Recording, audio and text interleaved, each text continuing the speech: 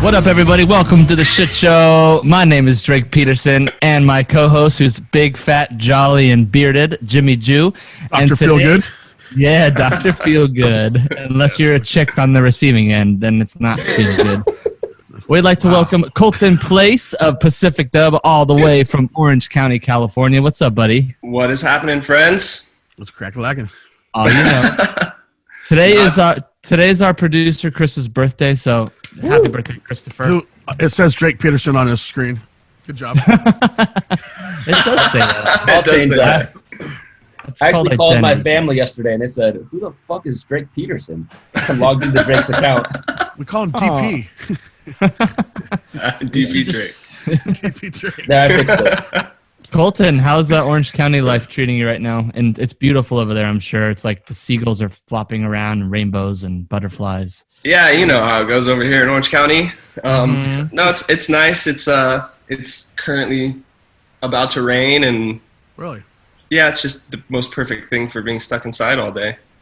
It poured out rain the last 3 days in Northern California. Oh yeah, I heard about that. That's kind of hectic. No. It's been chill here, dude. Everybody's still kind of living life, which is either like kind of comforting or super fucking terrifying, depending on how you choose to look at it. But I'm stoked to be here with you guys. It's nice to have some friendly interaction. Yeah. Touch you. Drake, don't do that, Drake. Don't do that, Drake. Hey, you know those little touch suits that they made? You can put them on and you can like virtual touch each other. You think those are getting bigger right now? I don't know. I've never heard of that. I've never heard of that either. No, they had that. It was virtual Shit. hugs. They make Virtual the sex ones that people put on, and in virtual reality you can you feel the touch and shit. Really? Am I the only freak on this motherfucker? I guess so. No, I know all about that. I've seen those things. I bet those are getting big right now. I would hug the fuck out of Colton right now. Dude, come on, baby. Oh, You know we're here I think for I'm it. on the wrong show. all right, everybody remove your shirt now. No, stop. Chris, God damn it. Yeah, I'm wearing flower socks too, Jimmy, so suck on that. Fuck my life. Yeah, though. So for everyone who doesn't know who Pacific Dub is, all of our listeners, Pacific Dub, you guys are a alternative rock reggae band from the Surf City, is what your bio says. But The band is originally based out of Huntington Beach, yeah, been around for a little bit, playing some shows with the Iration guys and Dirty Heads and like all that kind of, you know. Actually, before Drake graced the band with his presence, Iration was the first band that ever took us out on tour in like 2010. So, yeah, that's. How did you meet the boys?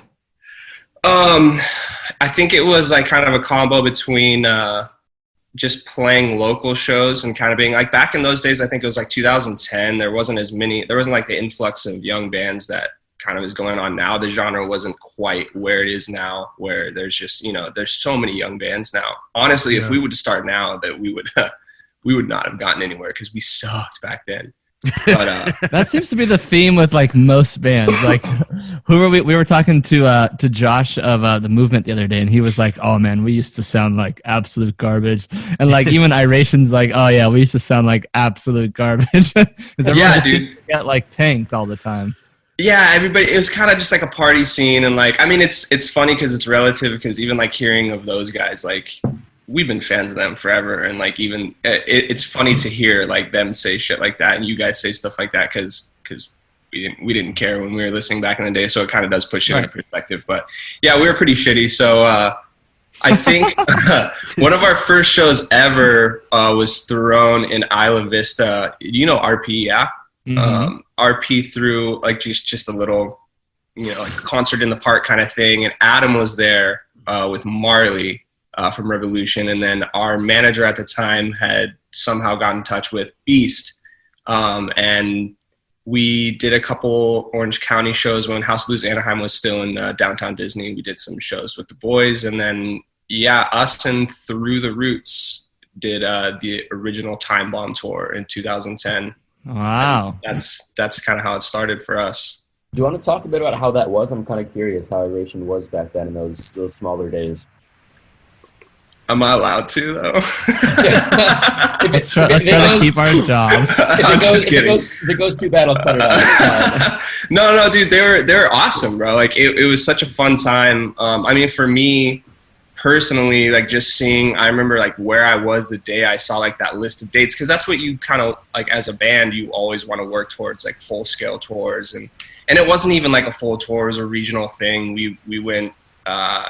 Like we didn't even go to Texas, so it wasn't even that far east. But when I saw that list of dates, it was like ecstatic, you know, and we'd been fans of Iration for a little while. That was like a weird thing to navigate in the beginning too, is like starting to tour with bands that we've been fans of, because you don't want to be like that punishing little kid, which I'm sure we still were in like some way. It's everyone does it. I did it with Pepper, or actually I did it mostly with Dirty Heads. I was like, Dude, and like that was a hard one too, because like they were like the reason that we started playing this kind of music. Like that was the first band that any of us had really like connected with, just in terms of like listening to their shit. But anyways, Iration was rad, dude. We were super stoked to be on tour with them. That was our first time really like meeting through the Roots too. And like that kind of just, you know, it was a cool tour. It kind of reminds me of like some of the stuff that we have been doing like in the last like year or two. It was like you're trying to keep it to the clubs, like 500 and under maybe, and just try and see if you could pack out a room with some people and have a good show. And it like helps to, it was cool to be on that tour to see where you guys are now and see like the scale of things that Iration's doing now, and like, and how great the guitar rigs got, obviously. Oh my God, come on. Amazing. so I can't believe you got MB to switch to a freaking Kemper, bro. Well, let's all be clear, just so MB doesn't get mad. It's not full Kemper. There's still analog pedals in there. Yeah. I like the disclaimer. Yeah. Straight disclaimer. That was a straight disclaimer. Well, Raul's on it now too, so that's the other like super gearhead that's rocking the Kempers now. No, but actually, Colton, it's perfect that, I mean, your music is super happy, and Thank you. I definitely think that everyone needs to be listening to your genre and your band, and it's very important that people keep their spirits up and soaring right now. Good vibes. Thanks, man. Yeah, I appreciate that. It's definitely pretty crucial right now to do that. I'm actually really stoked for that new Iration release though, coming soon. But I'll send you the private link. Have you I heard? haven't got a fucking private link, you so fucking dick. special. I haven't even heard that stuff yet. Jesus. I know, fucking dick. Wow.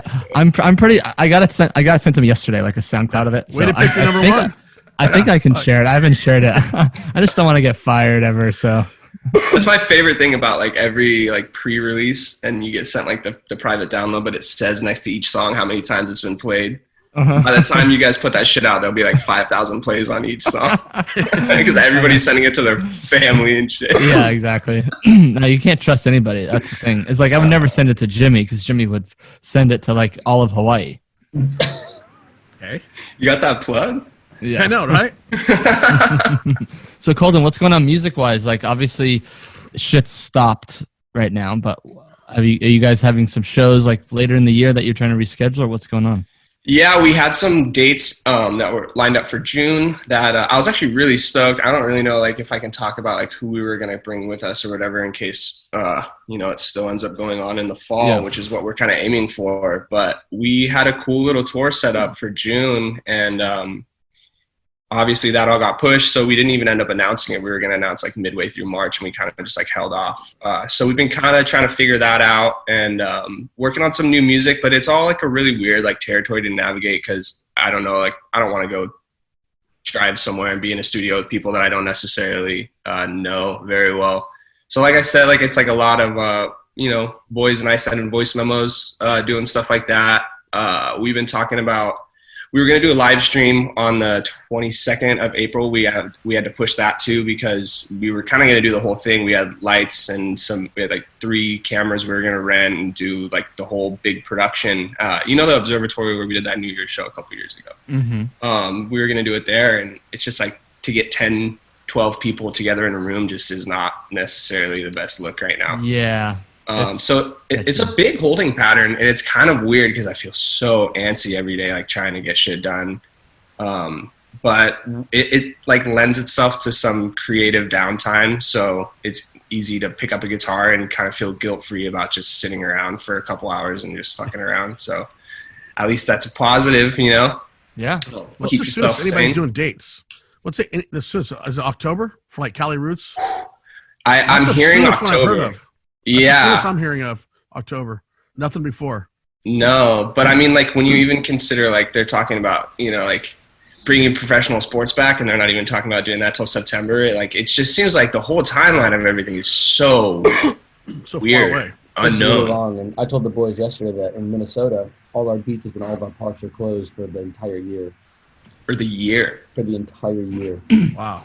Shit. Meanwhile, in Georgia, or is it Georgia? They're opening up the beaches in Georgia, and like Yeah. Them it's fucking like, rednecks. You can't kill them. Their immune system's so inbred that they can't catch nothing. That is very true. You can't catch a fucking C on their fucking report card.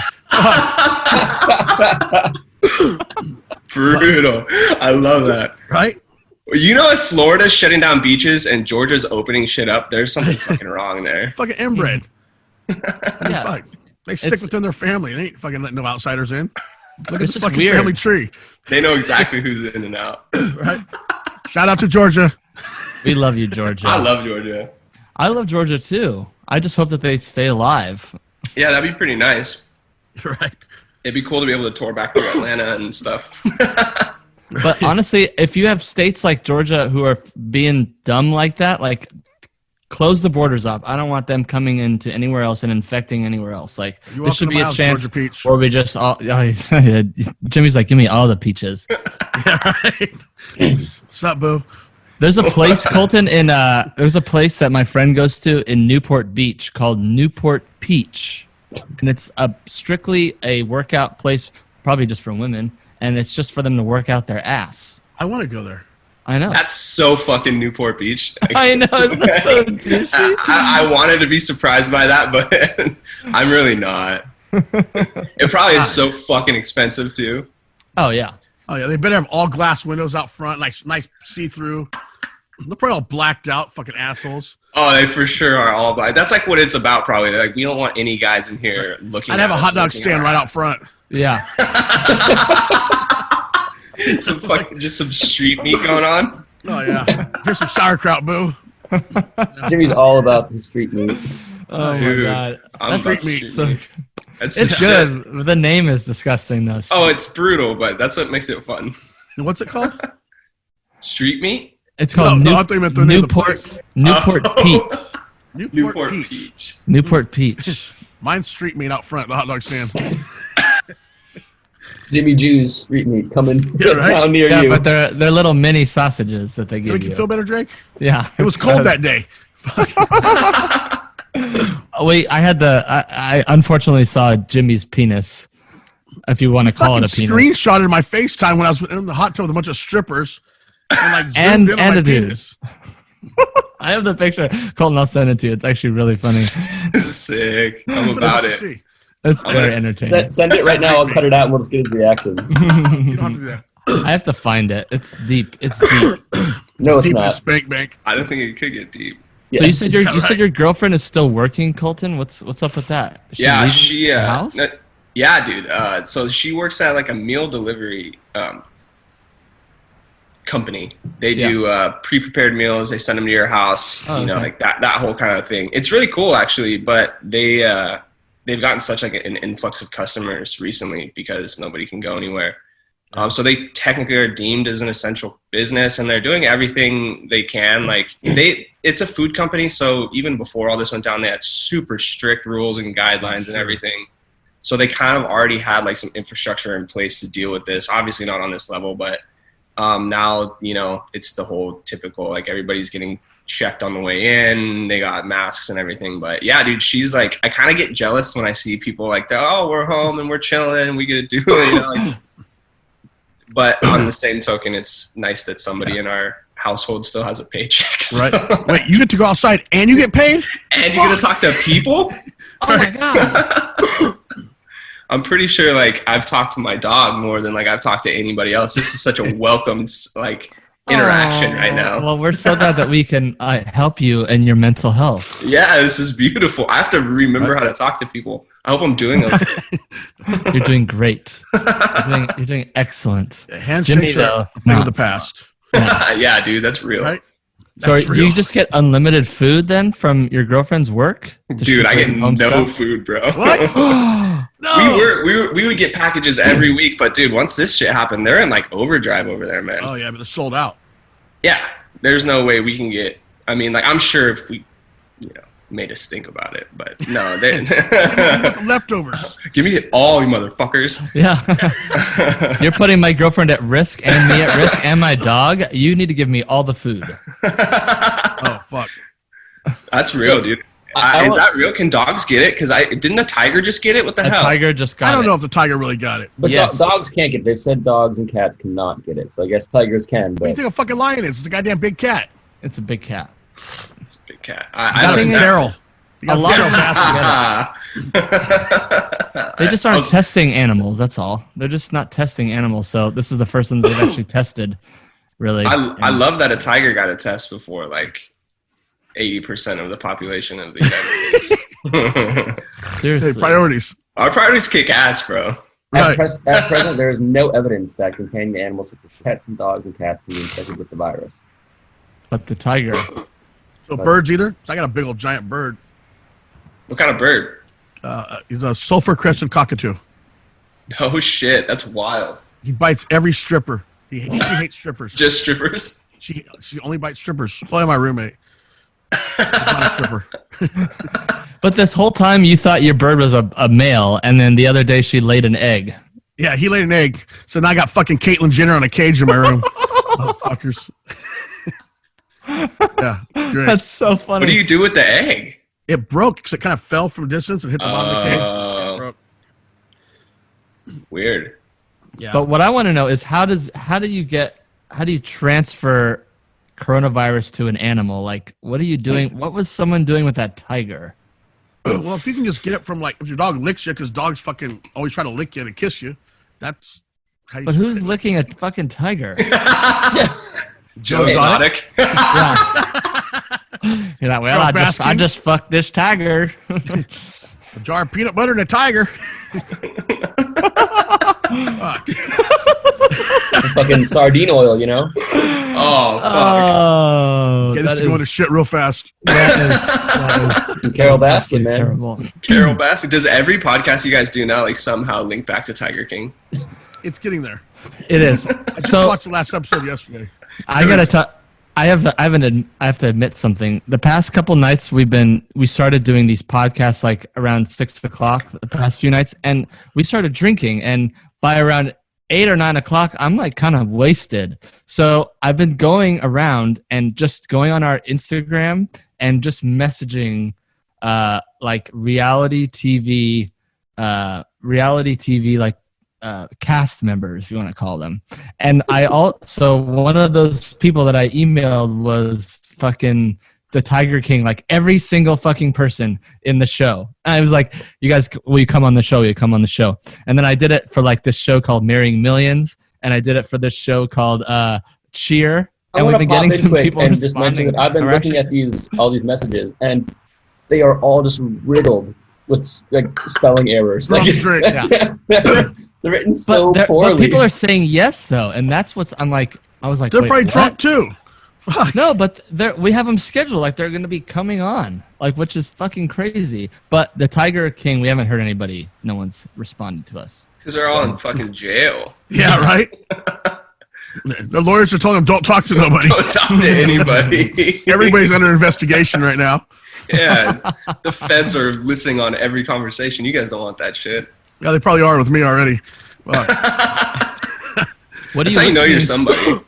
What are you listening to these days, Colton? What's on your iPod, if you even have one? On my iPod.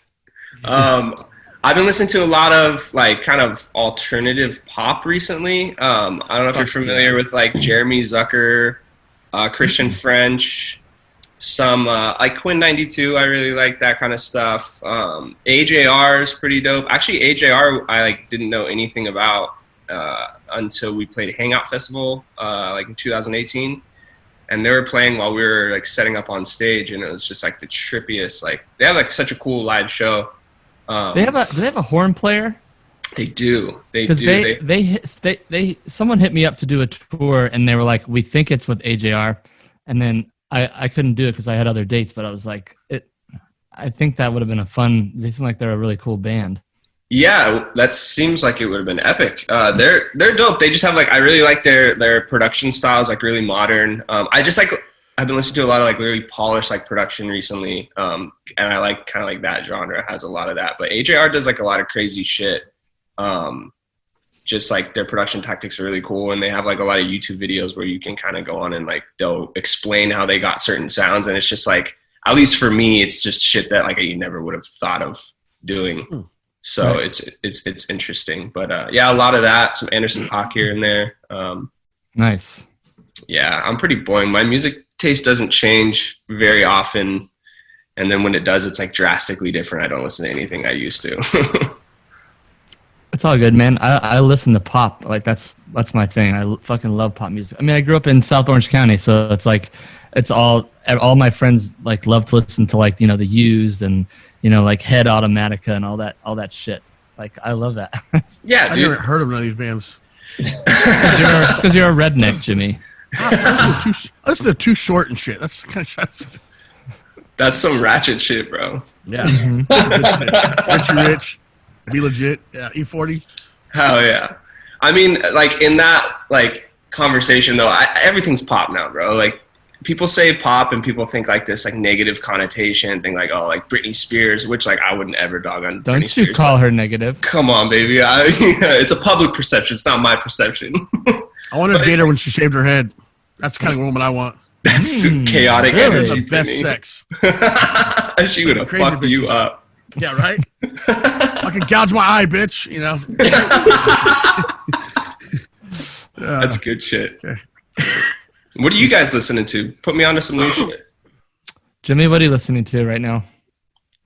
I don't know. If I put some on, I mean, if you put on pop my shit up right now, I probably got Big B on or our Boog. Oh, hell yeah. Hey, Boog. Yeah, so Jimmy's a huge reggae head. Like that's shit. That's how we met. We met him at when we were on tour with Slightly Stupid. He's good friends with Boog, so we met him through Boog. Micah Brown, like I'm his white token friend. Yeah. Hell yeah. That's a good thing to be. I have a white friend. He's right here. Hey. Yeah. Boog's like one of the nicest dudes. He doesn't Truly have a fucking clue who I am, and every time I see him, he's just the most gracious and genuine. Of course he knows who you are, Colton. There's not a chance. But he's super chill, dude. He's like, I mean, everybody in the scene is pretty mellow. It's a genuine conversation. It's not somebody trying to like push you to the side. Right. Boog's a very nice guy. How did you get into this scene? Me? Yeah. Instagram. Really? Yeah, Boog and everybody used to follow me. And then he soon take a picture with Steve, Uncle Steve, who's a good friend of mine for many years. And that's Boog's like cousin. And then Boog's like, you know Jimmy? He's all, fuck yeah, I know. Yeah. So started taking me to shows and we just became super good friends years ago. Well, Boog's cousin, they say went to college with each other, which means prison. So, oh shit. Yeah. They went to school together. Good shit. Yeah, so then now it's just fuck. Hey, you come to the show? Yeah, I'll be there. That's right. Kind of got me and Drake going, along with Yali Bird, and that's why we have the shit show now. Yeah. I know, this is really cool, dude. I'm like really flattered to be like here right now. You guys are the first people to invite me on. Really? Yeah, dude. It's nice to be here. It's really cool. And good to have you on. Let's talk a bit about you, though. I'm curious how P-Dub got its start, which is always the question everyone asks. But I wonder if you guys have an interesting origin story to share with us. Yeah, dude. So I was like 14 or 15, and my family used to go camping at. I'm originally from like up in like Santa Barbara County area, and there's a beach up there called Refugio Beach, and we would go camping there every year. And one year is like my mom. I had a couple buddies there with me, and my mom comes up to us. She's like, "Hey, there's like a kid in the campsite next to us, and like he's got a guitar and he's got some surfboards. He looks like he's about your age. You should go talk to him." And we were all like, "Fuck that kid," you know? Like, we don't want to talk to him. Just a couple assholes, you know? And so like a couple days later, we got back from surfing or wherever we were, and my mom was just in their campsite, just like, you know, talking to what ended up being Bryce's dad. Bryce was our original guitarist, and it kind of like through the rest of the week of us camping there, we like our families became really close, and we were supposed to leave on Friday. And instead of Bryce's family driving back to Orange County, his whole family came up to my parents' house and just stayed for the rest of the weekend up at my parents'. It's like super weird, kind of like. How old were you?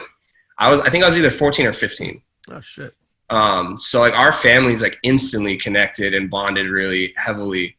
And I would start taking the train back and forth to Orange County, and that's kind of how I got plugged in down here with some people. And we recorded a song. Our first song ever was Dreaming, which is still like a fan favorite. And we put that shit on MySpace. It was just me and Bryce. Bryce did all MySpace. MySpace.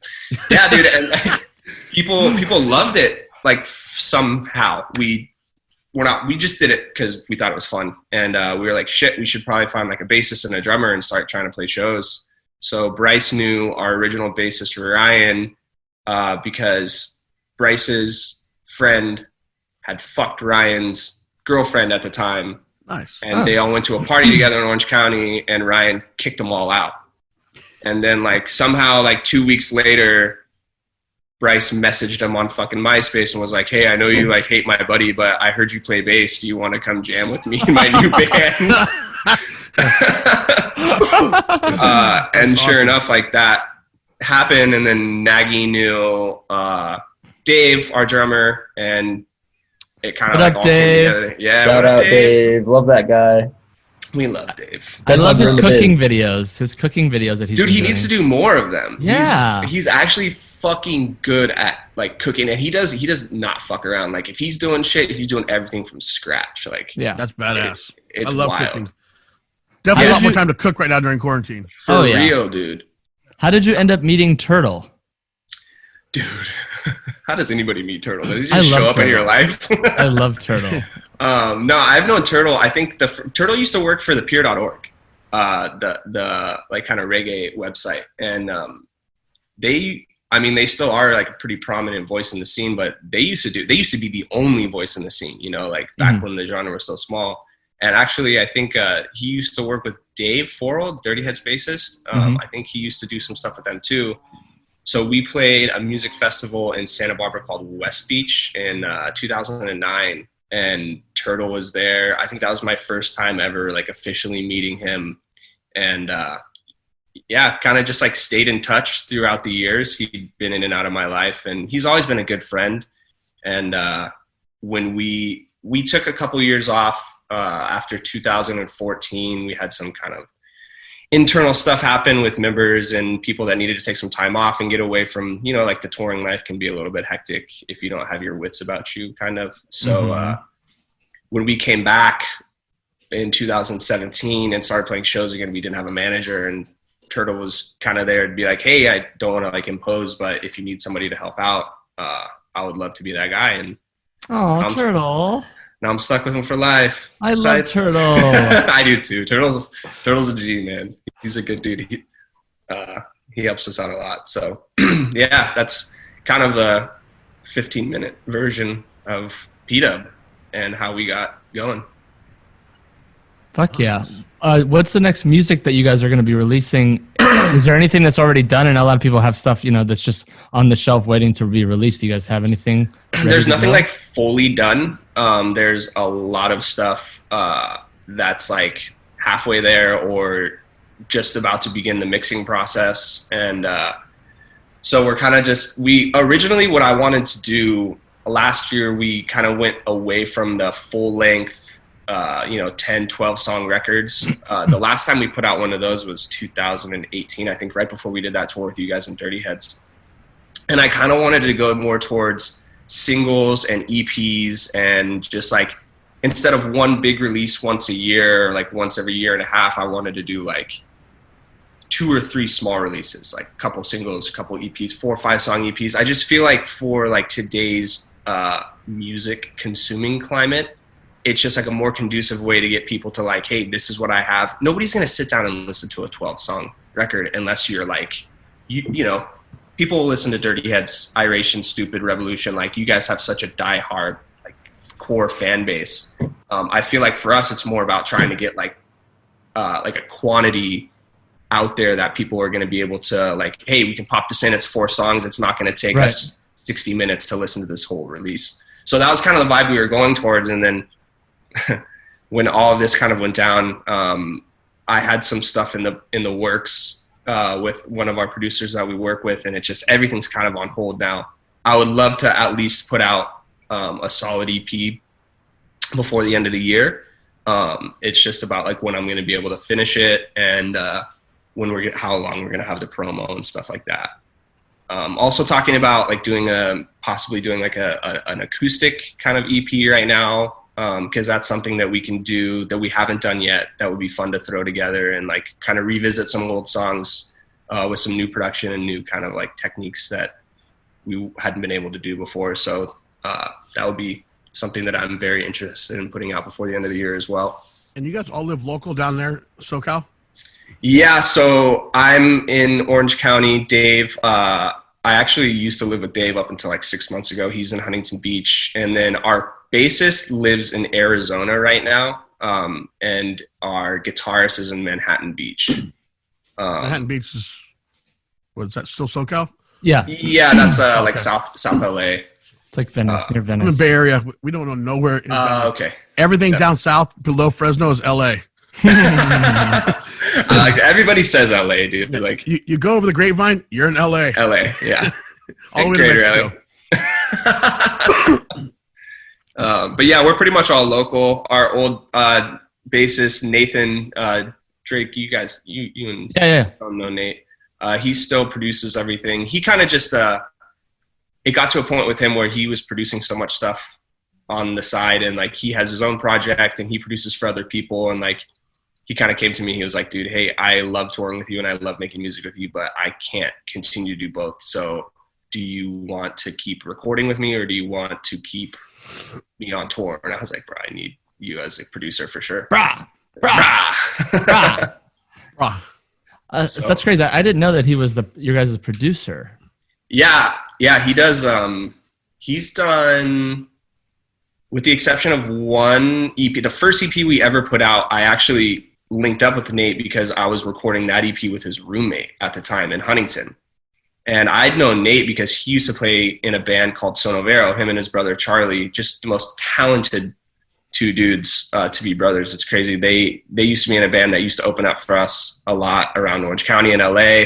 They had a pretty good little following going for a while. And I reconnected with Nathan at his house, just recording with his roommate. And he originally started playing keys with us. And then our original bassist, Ryan, decided that he didn't want to continue touring. So Nate just moved to the bass and jammed with us for a couple years and did basically everything with the exception of that first EP that we put out. Dude, he's so talented, man. He's like 18 years old too. Bro, that is really that kind of, I think he's 24 now. But like, it's crazy, man. Like all people like that are so inspiring to me. Like McCone, you're the same way. Like when I first met McCone was that summer tour, I thought he was like 30 years old. I was like, this guy's so smart and like put together in such a way that like I could never be. Like he has to be older than me. He's like, dude, I'm 25 or 24 or whatever. I was like, fuck you, bro. Well, thank you, man.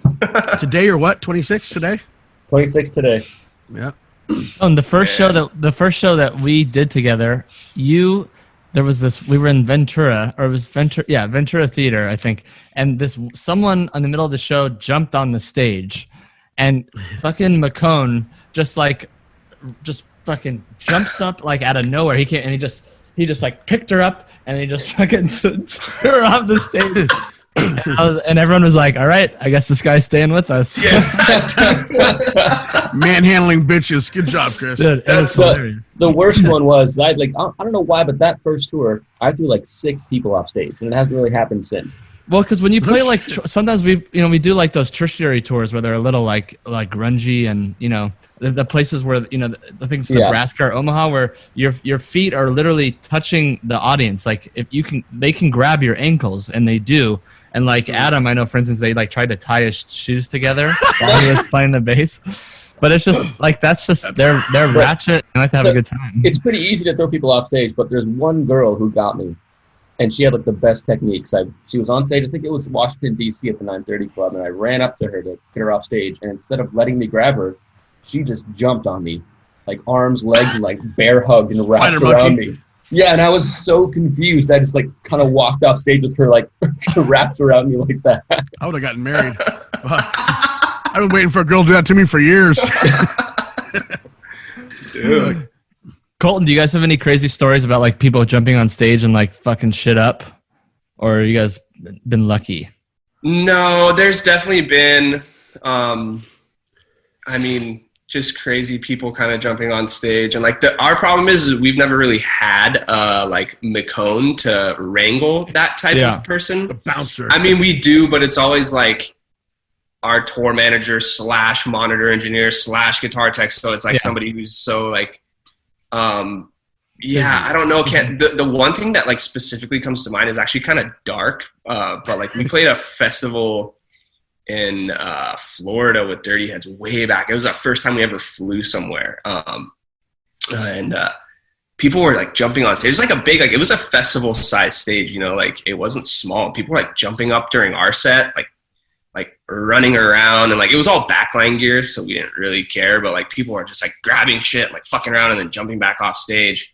And then like some dude during like Dirty Head set did that, jumped up on stage, and then whoever was their stage manager at the time went to go grab him. He like jumped off, tried to crowd surf, and like nobody caught him. And like I think all I know is that he had to get like taken away in like an ambulance. Oh my God. I never heard like what happened after that, but the Darwin Awards. I know it's so dark. Right? I don't know why that like first came to my mind, but just put warning labels on stages. I mean, should you have to? You know, they put them on hair dryers. Don't use hair dryer in shower. Like, what do you think? Women are that fucking stupid? I mean, really? Somebody was at some point. If they that's right. What's it called? Natural selection. Peel the warning labels off everything. Yeah, man. I mean, I'm not going to say I'm down for that, but I'm not down for that either. Right. We can figure it out. I've been victim myself sometimes. Like, oh, you know, you do dumb shit and you learn. Right. Don't poke holes in condom. Okay. Yeah. Fuck no. That's the story that comes to mind. Sorry to bring the mood down like that. Oh, it's good. We need some laugh. Yeah, we need some sad news. More so than currently. What about you? What's your craziest stage diver or mosh pit guy? I'm trying to think. There was someone that kept coming on my riser, and coming on your what? On my riser, on my face. That's what he calls his dick. His dick's his riser. Honestly, nothing really bad has happened on our stage that I can really remember. Shit's happened to me, like, but through my own fault. Like I've fallen, you know, because I'm too drunk or something, or my trumpet falls and like crashes into 1,000 pieces. Really? That's probably my fault for the trumpet fall. But also that was your fault. Drake has spilled more drinks than I could possibly count on stage and on all of his gear. Well, in my defense, yes, my liver's great. Tested. No, but honestly, like my riser where I sit or I stand on is a little shaky, a little wobbly. So, you know, I just finally got a fucking cup holder. I've been asking for one for 3 years, and I finally got one.